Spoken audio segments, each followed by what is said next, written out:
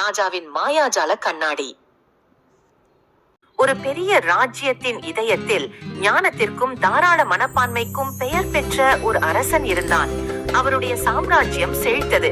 ஆனால் ஒரே ஒரு கேள்வியால் அவர் கலக்கமடைந்தார். எனது மக்களின் இதயங்களை நான் எவ்வாறு உண்மையாக அறிவேன் என்ற கேள்விதான் அது. ஒரு நாள் ஒரு மர்மமான மனிதன் ஒரு பெரிய கண்ணாடியுடன் கோட்டைக்கு வந்தார். இது சாதாரண கண்ணாடி இல்ல என்று அந்த மனிதன் அரசனிடம் கூறினார். இது உங்கள் பிரதிபலிப்பு மட்டுமல்ல, உங்கள் ஆன்மாவின் உண்மையையும் வெளிப்படுத்தும் என்றார். ஆர்வத்துடன் ராஜா கண்ணாடியை எட்டி பார்த்தார். அவருக்கு ஆச்சரியமாக இருந்தது. அவர் தனது சொந்த உருவத்தை பார்க்கவில்லை, ஆனால் அவரது மக்களின் வாழ்க்கை காட்சிகளை பார்த்தார். போராடும் விவசாயிகள், மகிழ்ச்சியான குழந்தைகள் மற்றும் சோர்வடைந்த வீரர்கள்.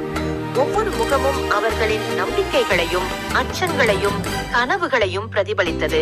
சில நாட்கள் செல்ல செல்ல ராஜா தனது ராஜ்யத்தின் உண்மையான தேவைகளை புரிந்து கொள்ள அந்த மாயாஜால கண்ணாடியை பயன்படுத்தினார். விவசாயிகளின் உழைப்பையும் சிப்பாயின் தியாகத்தையும் அவர் கண்டார்.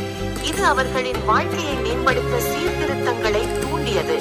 அவருடைய புதிய பச்சாதாபத்தால் நன்றியுணர்வும் ஊக்கமும் கொண்ட மக்கள் வலுவான ஒன்றுபட்ட சாம்ராஜ்யத்தை உருவாக்க ஒத்துழைத்தார்கள். காலப்போக்கில் ராஜா கண்ணாடியின் உண்மையான மந்திரம் தான் பார்க்க விரும்புவதை காட்டவில்லை, ஆனால் அவர் சேவை செய்பவர்களின் வாழ்க்கையை வெளிப்படுத்துவதாக உணர்ந்தார். அவர்களை தெளிவாக பார்ப்பதன் மூலம் அவர் அவர்களை இன்னும் புத்திசாலித்தனமாக வழிநடத்த முடியும். இறுதியில் கண்ணாடி மறைந்தது. ஆனால் ராஜாவின் ஆட்சியானது தனது சொந்த பிரதிபலிப்புக்கு அப்பால் அவர் பெற்ற ஞானத்தால் எப்போதும் குறிக்கப்பட்டது.